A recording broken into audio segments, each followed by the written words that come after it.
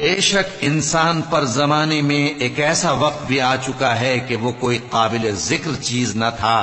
ہم نے انسان کو ملے جلے نطفے سے پیدا کیا تاکہ اسے آزمائیں، تو ہم نے اس کو سنتا دیکھتا بنایا، یقیناً ہم ہی نے اسے رستہ بھی دکھا دیا۔ اب خواہ شکر گزار ہو خواہ ناشکرا۔ بے شک ہم نے کافروں کے لیے زنجیریں اور طوق اور دہکتی آگ تیار کر رکھی ہے۔ جو نیکوکار ہیں وہ ایسی شراب پیئیں گے جس میں کافور کی آمیزش ہوگی۔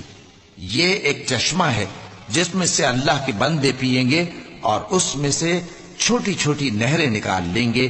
یہ لوگ نظریں پوری کرتے ہیں اور اس دن سے جس کی سختی پھیل رہی ہوگی خوف رکھتے ہیں، اور باوجود کہ ان کو خود کھانے کی چاہت ہوتی ہے مگر فقیروں اور یتیموں اور قیدیوں کو کھلاتے ہیں، اور کہتے ہیں کہ ہم تم کو محض اللہ کی خوشنودی کے لیے کھلاتے ہیں، نہ تم سے بدلہ چاہتے ہیں اور نہ شکر گزاری۔ ہم کو اپنے پروردگار سے اس دن کا ڈر لگتا ہے جو چہروں کو بگاڑنے والا اور بڑی سختی والا ہوگا۔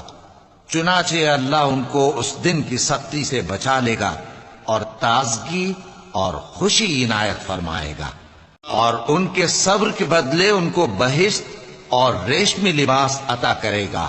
اس میں وہ تختوں پر تکیے لگائے بیٹھے ہوں گے، وہاں نہ دھوپ کی حدت دیکھیں گے نہ سردی کی شدت۔ ان پر درختوں کے سائے قریب ہوں گے اور میووں کے گچھے جھکے ہوئے لٹک رہے ہوں گے، اور خدام چاندی کے برتن لیے ہوئے ان کے ارد گرد پھریں گے، اور شیشے کے نہایت شفاف پیالے، اور شیشے بھی چاندی کے جو ٹھیک اندازے کے مطابق بنائے گئے ہیں۔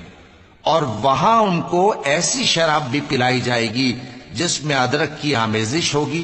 یہ بہشت میں ایک چشمہ ہے جس کا نام سلسبیل ہے، اور ان کے پاس لڑکے آتے جاتے ہوں گے جو ہمیشہ ایک ہی حالت پر رہیں گے۔